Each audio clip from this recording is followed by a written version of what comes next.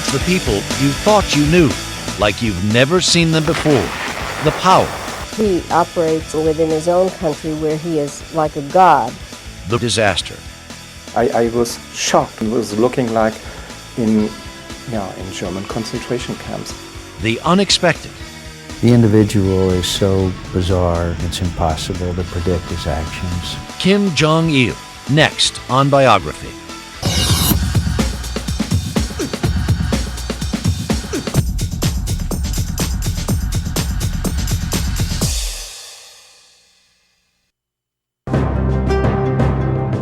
He may be developing weapons of mass destruction.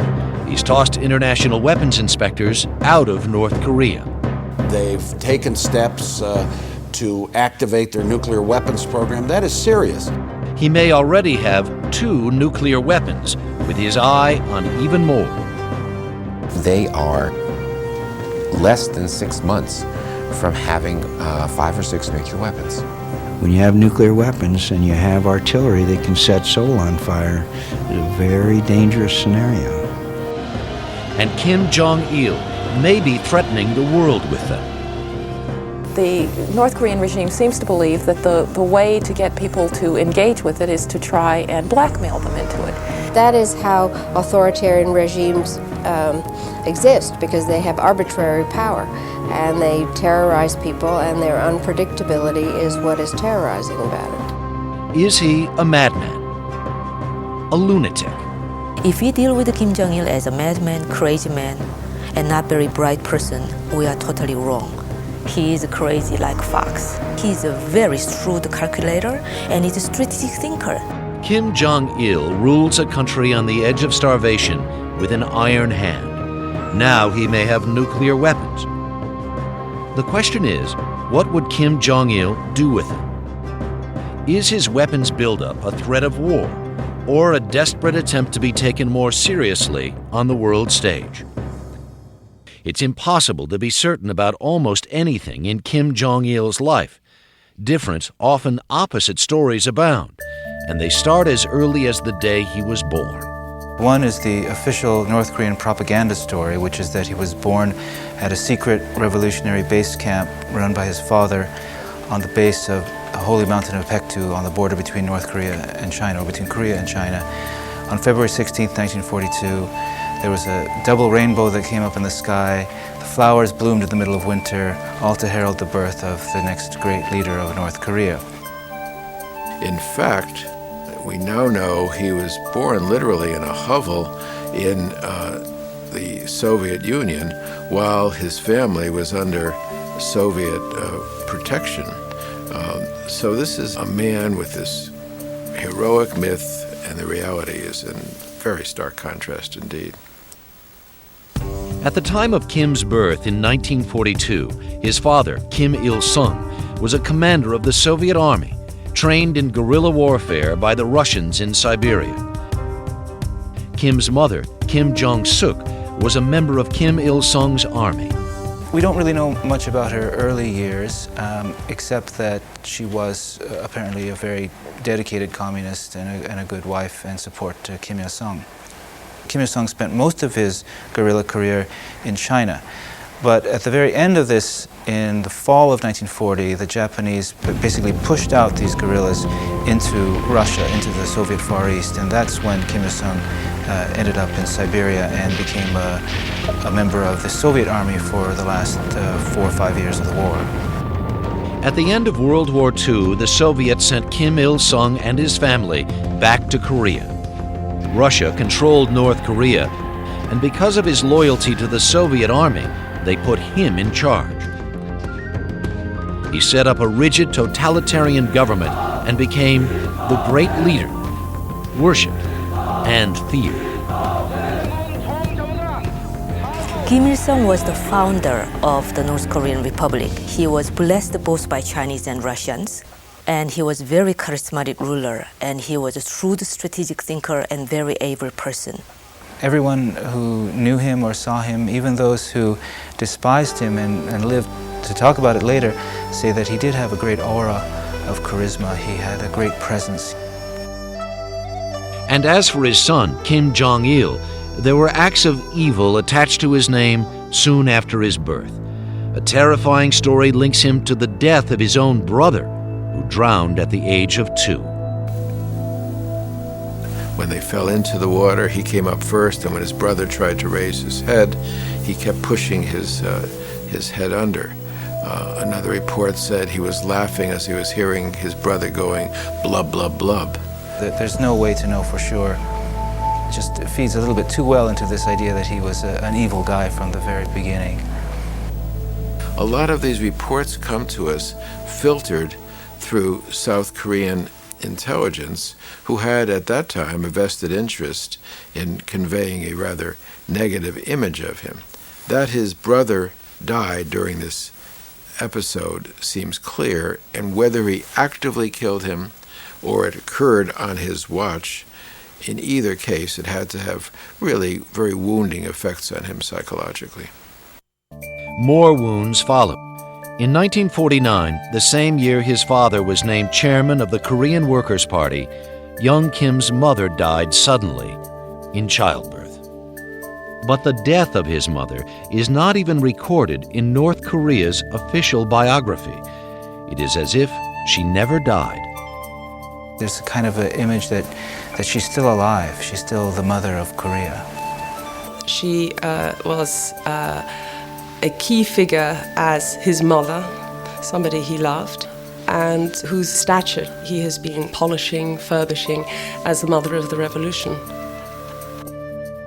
Kim was just 8 when his mother died. And his father was no comfort. Kim Il-sung was a distant figure, obsessed with consolidating his power over North Korea. Then came the Korean War. On June 25, 1950, Kim Il-sung invaded South Korea. His dream was to unite the two countries under his control. But the United States joined forces with South Korea. Then China joined forces with North Korea. If it had not been for the American intervention, Kim Il-sung could have very easily conquered all of South Korea. The Korean War ended 3 years later in a stalemate, after the loss of 3 million lives. The Koreas remained divided by a demilitarized zone along the 38th parallel. But Kim Il-sung still claimed victory. This is portrayed in the official propaganda as a war to liberate the South, and that it was a victory because the Americans, the North Koreans say, wanted to conquer North Korea, so the North Koreans blocked them from doing that. Within North Korea, Kim Il-sung's power was brutal, absolute, and unchallenged. In fact, by 1956, 3 years after the war ended, he staged a number of open purge trials of his rivals, resulting in those individuals in a couple of important cases being executed. And from that point onward, Kim Il-sung established really a cult of personality in North Korea, which would have made Mao Zedong and Joseph Stalin blush. His name, I think, was not Kim Il-sung. Kim Il-sung was actually a name known in legend in Korea, and I think he described himself as Kim Il-sung. It would be a little bit like someone showing up and saying, "I'm Robin Hood." It has the same kind of heroic ring. Kim Jong-il spent the years of the Korean War in China. But on his return to North Korea, he was privy to wealth and privileges unknown to most North Koreans. Kim Jong-il, in many ways, was pampered, was treated very deferentially, almost as the son of God. As a teen, Kim seemed physically awkward. He did not have his father's good looks. He was small and not very athletic, but he lived the life of royalty, attending the finest schools and then Kim Il-sung University. He was never disciplined. He was treated as the prince, which meant that he has always felt that he could do what he has wanted to do. At the university, Kim Jong-il fell in love with a young literature major and married soon after. There's a lot of different stories. There are stories that he was married and divorced 3 times. The person who appears to be his first wife he did meet in college at Kim Il-sung University. That would be the official marriage. As far as I'm aware, he has 2 unofficial spouses.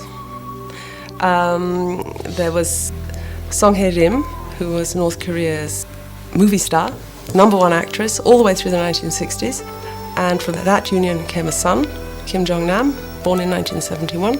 As soon as a woman has a son, it doesn't matter whether you're officially married or not. It's of no importance that the woman who has the eldest son has legitimacy as a wife. It's never been quite clear how many wives or mistresses or whatever Kim Jong-il has had. All that is kept very private and very secret, and nobody is to talk about Kim Jong-il's private life. After graduation, Kim Jong-il joined his father's world. First, he was made deputy director of the Propaganda and Agitation Department. But it turned out Kim Jong-il was crazy about movies. He also became deputy director of the Department of Culture and Arts. That's what he seems to really like. He started out very early producing plays and operas, and especially films. Films seem to be his real passion. With movies, Kim Jong-il could rewrite the story of his country. And it wouldn't be too long before he would try to script the rest of the world, too.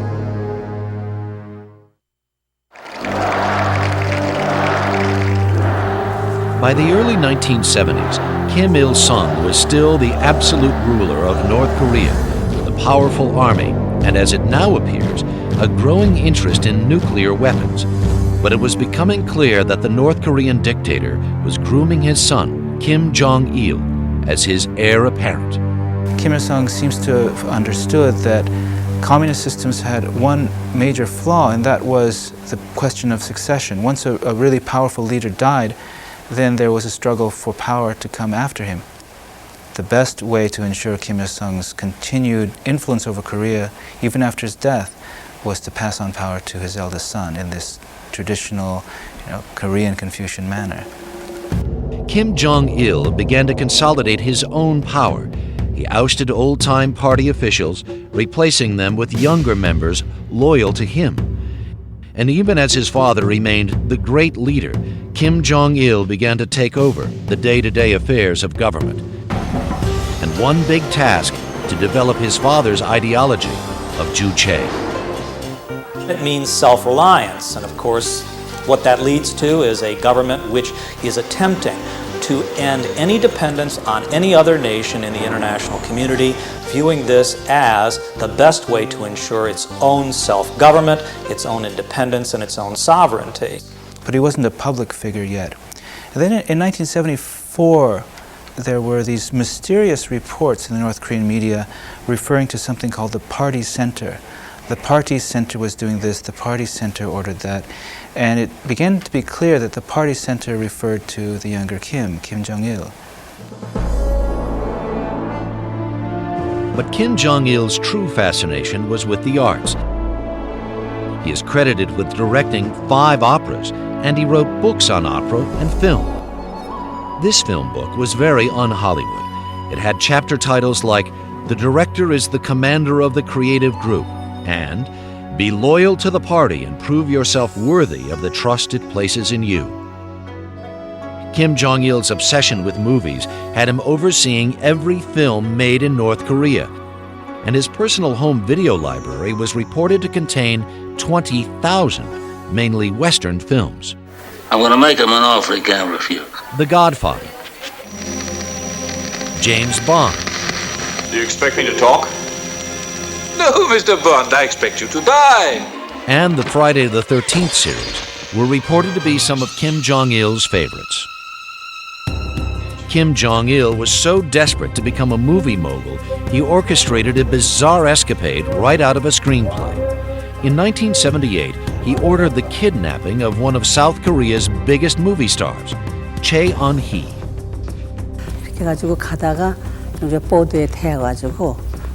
I was forcefully taken onto a boat and was told that I was being taken to North Korea. At that point, I fainted from shock. And when I woke up, I was in a huge ship. I cried hysterically and asked where they were taking me. I told them that I had family that depended on me back in South Korea. But I was told that I had to go meet Kim Jong-il. 6 months later, Kim Jong-il kidnapped her husband, movie director Shin Sang-ok. I could not meet my wife even 6 months after my arrival there. I thought she was dead. So in December, I decided to escape by car. I was caught and brought back to Pyongyang by helicopter. Then I was put in another detention center. I attempted another escape and was caught again. Shin spent 5 years in a high-security prison. He was only reunited with his wife when Kim Jong-il was ready to put the couple to work.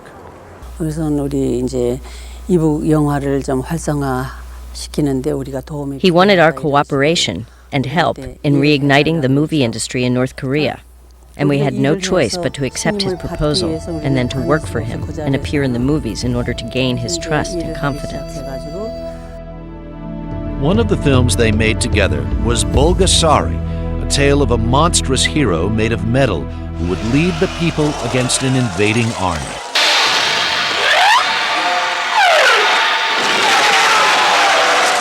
Kim thought Shin could help him produce movies that would glorify the Korean Workers' Party. They gave me money. They treated me well, and I was allowed to travel to the outside world whenever I wanted, though with a bodyguard. But one very important thing was that all of this could stop if Kim Jong-il wished it. So that's not freedom. My freedom was in Kim Jong-il's hands and dependent on his whims. I did not have absolute freedom. Through the 1970s, Kim Jong-il continued his rise to power. In 1980, in the Sixth Party Congress, he was raised to a party level only his father exceeded. So it's at that point, 1980, that Kim Jong-il clearly became the heir apparent to Kim Il-sung. And then things really took off from there. All these biographies were produced of him. Propaganda about him just exploded within North Korea and in the foreign press coming out from North Korea. Now, Kim Jong-il was portrayed as the dear leader. He was reported by those who met him to be living a life any potentate would have envied. He was described as a playboy and a man who loved to throw lavish parties with barrels of cognac. And he was also described as a swaggering hothead. He stood just 5'2". Self-conscious about his appearance, Kim would wear 4-inch lifts and a bouffant hairstyle just to add some height.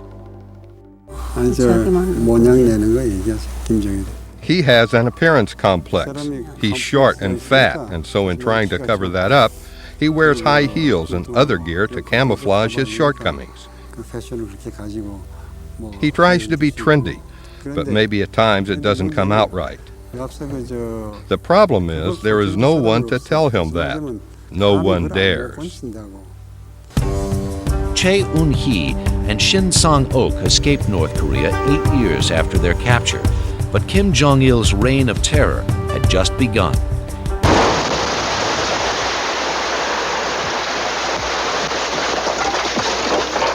It is believed that Kim was the mastermind behind the 1983 bombing in Rangoon, Burma, which killed 17 South Korean officials. South Korean President Chon Do-won narrowly escaped death. The aim was to demoralize the South Koreans, so far ahead of North Korea economically and far more prominent on the world stage. That was a very crushing experience for the South Korean government. A Korean Airlines jet carrying 115 people on a flight from Iraq vanished today somewhere near Burma. And then on November 29, 1987, another act of terror. He was allegedly behind the bombing of a Korean Airlines flight, killing all 115 passengers on board. The apparent motive? To disrupt the 1988 Summer Olympics in Seoul. He is a character to be reckoned with, who, like his father, is quite ruthless, but perhaps not as subtle, that believes in getting things done in a very direct way. I think you have a person who has absolute power within his own circle, and so I think if he decides that terrorism is the way to go, it's something that he can direct, and his orders will be followed. As the 90s arrived, Kim Jong-il was still living the Stalinist model for dictator, but with far more dangerous tools at his disposal. Even as he gained power over North Korea in his father's final years, Kim Jong-il, either by his own choice or on the orders of others, remained a leader hidden from sight, a mystery. His eccentric persona and reputation for violence made for great copy. He was often portrayed as an evil villain straight out of James Bond. Korea watchers feel that the truth was far more complicated and potentially dangerous. He's a clever thinker, utterly brutal, has some of the characteristics of a spoiled older son, formidable opponent. Wacko, but dangerous. Has done some very, very strange things in his life. I think that he is rational. I do think he's cunning. I think that he is somebody who clearly enjoys the pleasures of life and pretends that he is ascetic. In North Korea, power is personal and absolute. Kim Jong-il combined threats with calculated diplomatic retreats to achieve his ends. He was his father's son. It is a highly personalized, personalistic way of making decisions, often on the spot. Kim Il-sung used to call it on-the-spot guidance, and so does, at times, Kim Jong-il. It's the political vortex in Korea. It goes up to the top. All power rests here. This was a man who was sure of what he wanted and felt that only he could make the decisions that were necessary. Kim Jong-il exercised total control over North Korea's vast military when he was appointed chairman of the National Defense Commission in 1991. The North Koreans bring to bear a military force over 8 million strong, counting reserves. That's an enormous force for a country the size of Pennsylvania. Most of the troops are poised for combat just miles from Seoul on Korea's demilitarized zone, or DMZ. The tension along the border is palpable. The North Koreans have 12,000 artillery tubes across the demilitarized zone, capable of firing up to 500,000 rounds per hour for a sustained period. Kim Jong-il's finger was also on North Korea's nuclear trigger. Scientists had been experimenting with nuclear technology for years. North Korea has always used nuclear weapons, nuclear development, uranium enrichment as their main card. That is their big card, the fact that they may have 2 nuclear weapons. As Kim Jong-il prepared to take over control of the country from his father in 1994, North Korea's nuclear weapons program was exposed. To the United States, it was a direct and imminent threat. The situation in Korea is serious, and we have responded in a serious way. As South Korea prepared for a devastating strike from the north, the Clinton administration ordered Secretary of Defense William Perry to prepare plans for a surprise attack. We were building up our forces quietly in South Korea and off the coast. And I think it was as close as we came to what would have been an extremely bloody conflict. We would have won in the end, but there would have been huge casualties, including among Americans. The North Koreans, meanwhile, threatened to turn Seoul into a sea of fire. The area from the demilitarized zone to Seoul and possibly beyond would be devastated. Casualties, I think, could easily run into the range of 5 million. Negotiations with the North Korean regime are notoriously difficult and always based on the will of the leader. You cannot negotiate with North Koreans. They read from talking points. And any kind of negotiation or any kind of change to those talking points requires the dear leader's acceptance. In June of 1994, with both North Korea and the United States refusing to back down, former President Jimmy Carter was able to negotiate a deal acceptable to both sides. In return for much-needed heating oil and nuclear reactors used only for electricity, North Korea stopped its nuclear weapons program, temporarily. We stopped them from producing hundreds of nuclear weapons over time. We stopped that. Stopped it cold at almost no cost. But North Korea also gave up almost nothing while gaining much-needed aid. Although not yet fully in charge, it was Kim Jong-il's first experience with high-stakes nuclear brinksmanship. A month after the nuclear crisis was resolved, on July 8, 1994, Kim Il-sung, the founder of the North Korean state, died.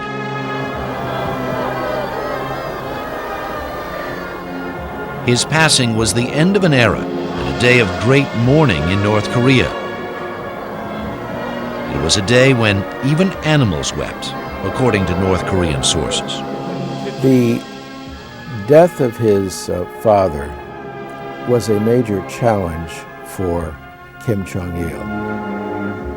He never did assume his father's role of president. His father is eternal president, beaming down his guidance to the country. Kim Jong-il, known to his country as Dear Leader, did not assume his father's title and positions until nearly 3 years after his father's death. First, he had to build his own cult of personality. His picture and his words are everywhere. In North Korea, everything is the Dear Leader. The great leader now he's become.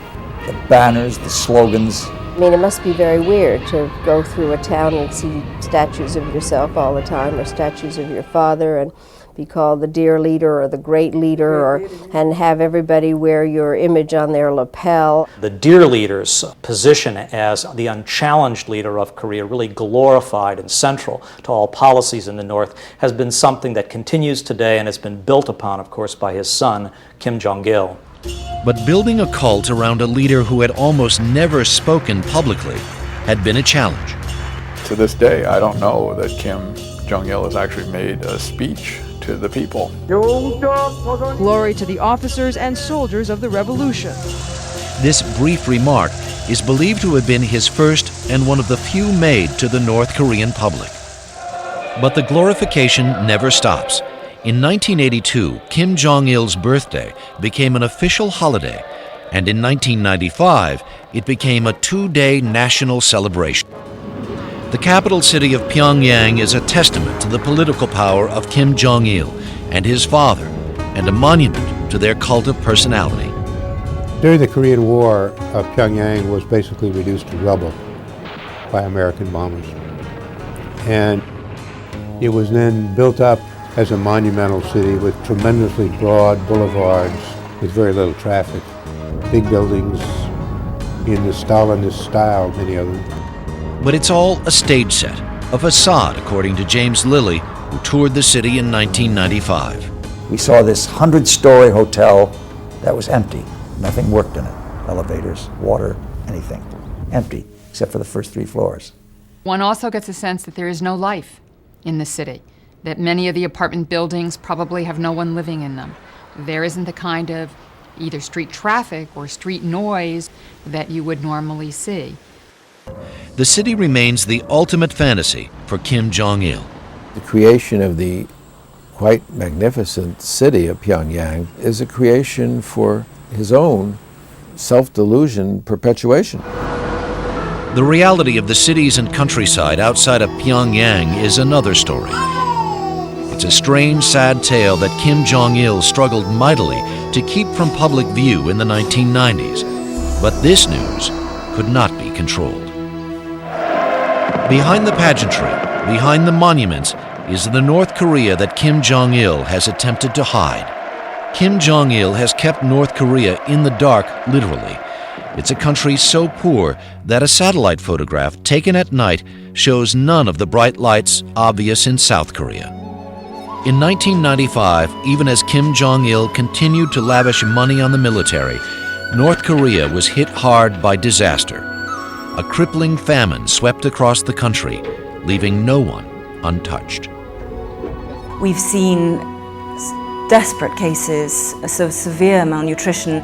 You see a lot of wasting, where their tiny little twig-like arms have just got folds of skin that are falling off. And then children with just heaving rib cages, very sad faces, apathetic, listless, vacant children that are close to death. Despite Kim Jong-il's efforts to keep horrible conditions in the countryside far from public view, German physician Norbert Wollertson captured on video the desperate condition of local hospitals. There's nothing inside, no medicine, no food. They can't even feed the doctors. They can't feed the patients. I was shocked when I saw those blue and white striped pajamas and was looking like in German concentration camps, like in Auschwitz or Treblinka. At least 1 million people have died of starvation or starvation-related illnesses in the last 10 years, and maybe as many as 2 million, but we don't know. But thousands of North Koreans have suffered horribly from very unnatural causes. Question Kim Jong-il's leadership, and a forced labor camp awaits. Satellite photos revealed many around the country. The estimates for overall Korea run somewhere around 150 to 300,000 in these camps. They are as bad as the worst gulags that ever existed in the old Soviet days. And that means digging, tunneling, mining, working 17-hour days. And many people die in the camps of exhaustion. A former personal bodyguard of Kim Jong-il's, now a defector, suffered at one of North Korea's most brutal camps.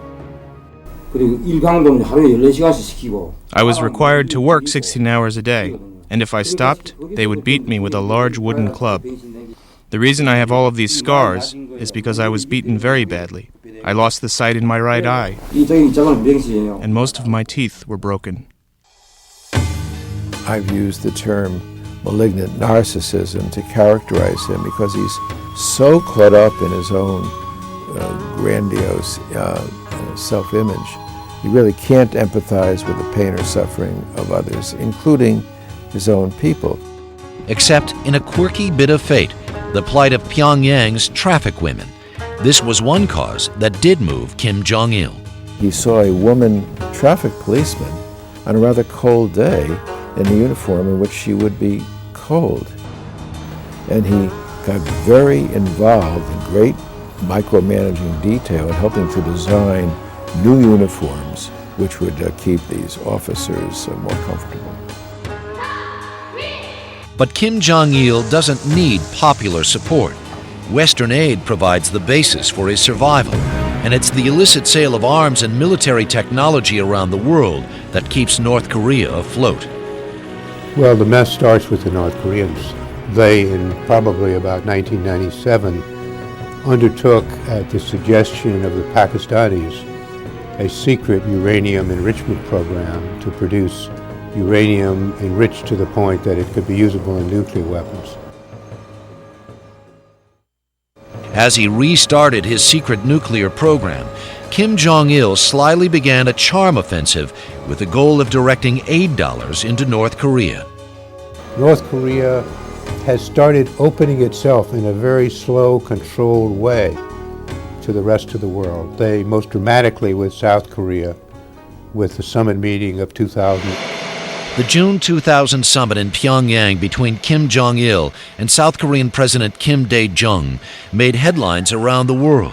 South Koreans were shocked by a Kim Jong-il they did not expect.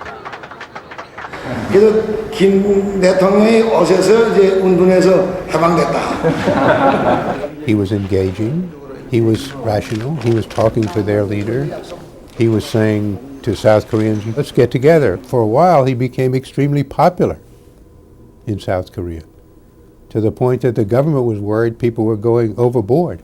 Later that year, Kim Jong-il was ready for his close-up. What is interesting is in his clothes, he wears these kind of leisure suits that look more like a garage mechanic than a head of a country. In October 2000, Secretary of State Madeleine Albright visited North Korea. It was a unique opportunity to meet Kim Jong-il face to face. He lives in his own little world of what he imagines that North Korea really is. On the other hand, in having discussions with him, he is perfectly rational, and he is he's isolated but not uninformed. Few Americans have ever met Kim Jong-il. Harold Koh also met with him as a member of Albright's party.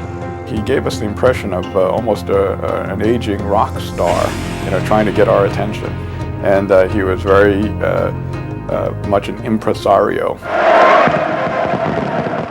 Kim Jong-il, at one point, staged an elaborate spectacle for his visitors. There must have been 50 to 100,000 people on the ground, and they were doing one display after another. Absolutely extraordinary, perfectly timed exhibits. While he had welcomed the occasional foreign dignitary to North Korea, Kim Jong-il had made few trips abroad. In 2001, he took a 24-day train trip across Russia with a Russian emissary who described official functions and lobster banquets. They ate a lot of food, they drank a lot of wine and brandy. They had these gorgeous girls serving them. Less than a year later, the party was over for Kim Jong-il. I, George Walker Bush, do solemnly swear that Madeleine Albright had not had time to coordinate a summit conference with Bill Clinton, and a new crisis was brewing with a new presidential administration. Within weeks after becoming president, President Bush announced that the United States would no longer work with the North Koreans and negotiate with them because the belief was that they weren't fulfilling their agreements. states like these and their terrorist allies constitute an axis of evil. This is the world's biggest proliferator of ballistic missiles. And their danger to the world is not just that they might use these capabilities, but that they would proliferate nuclear weapons and nuclear materials to other countries. In a post-9/11 world, President Bush believed that there was little to distinguish Kim Jong-il from Saddam Hussein and Osama bin Laden. One of the reasons why the people are starving is because the leader of North Korea hasn't seen to it that their economy is strong or that they be fed. And we've got a great heart, but I have no heart for somebody who starves his folks. The North Koreans paid attention to that, and so far as they were concerned, it was a direct statement of what America's intentions were to North Korea to destroy that regime. North Korean leadership basically came up with the conclusion, best defense is the best offense, so let's take the offensive route. That's the reason why they created another nuclear crisis. Even with the crisis brewing, Kim Jong-il attempted to turn around old enemies. In 2002, 5 Japanese citizens were returned to their families. They were the survivors. Kim Jong-il admitted that North Korean agents had kidnapped more than 20 people off the streets of Japan during the 1970s to train North Korean operatives for duty in Japan. Yet as 2002 turned to 2003, the stakes became even higher. Kim Jong-il's reputation and perhaps even his very survival were on the line. Kim Jong-il was a virtual recluse on the international scene until just a few months ago. Are you familiar with Kim Jong-il? Maybe you remember his father, mentally ill? Yes. You remember? Now from David Letterman to the latest James Bond film, Kim Jong-il and North Korea have become a part of pop culture. In the summer of 2002, Kim Jong-il's regime protested the depiction of North Koreans as bad guys in Die Another Day. But that issue has been eclipsed by far greater concerns. I mean, we have to be very clear about one thing about the North Korean nuclear weapons program. It's a real nuclear weapons program. In October 2002, North Korea confessed to building a reactor to enrich uranium. In December, the regime expelled UN inspectors, and in January of 2003, it withdrew from the Nuclear Non-Proliferation Treaty. In February, it restarted a plant to process material suitable to arm nuclear weapons. Very conservative estimates would yield them about 150 kilograms of plutonium every year. And by conservative estimate, that's about 30 weapons a year. I think the greatest threat to the United States, the greatest threat to the world, is their nuclear program. As the U.S. military focused its resolve on Iraq, another crisis loomed on the Korean peninsula. The question is, what does Kim Jong-il want? Nobody knows for sure. I think that what they want, he and the cadre around him, is to have recognition from the United States, more than anything else. I don't think there's any doubt that he wants money and oil and food in order to prop his regime up. What North Korea wants is security assurance. That's what they want, because they want to live to see another day. The White House response seemed aimed at Kim Jong-il directly. And we will continue to work diplomatically to make it very clear to Kim Jong-il that should he expect any kind of aid and help for his people, that he must comply with the world's demand that he not develop a nuclear weapon. What the United States is saying is that blackmail will not work. This is also not a problem between the United States and North Korea. This is a problem for many states, particularly the states in the region. We believe that a diplomatic solution has a chance of working here. But if Kim Jong-il comes to the table, will he give in to U.S. demands? I think that Kim Jong-il absolutely will negotiate. I think we don't know whether he's really willing to give up having nuclear weapons. I think the best result we could expect is that he finds out that it's not in his interest to continue this very dangerous course that he's embarked on. Once the North Koreans back down to the United States, so far as they're concerned, they follow a slippery slope towards regime change in North Korea. In recent weeks, Kim Jong-il's stance toward the United States has become increasingly confrontational. It could be a tactical move, or perhaps this time, a sign of desperation. Kim Jong-il's days may be numbered. He may be able to preserve the regime for the time being.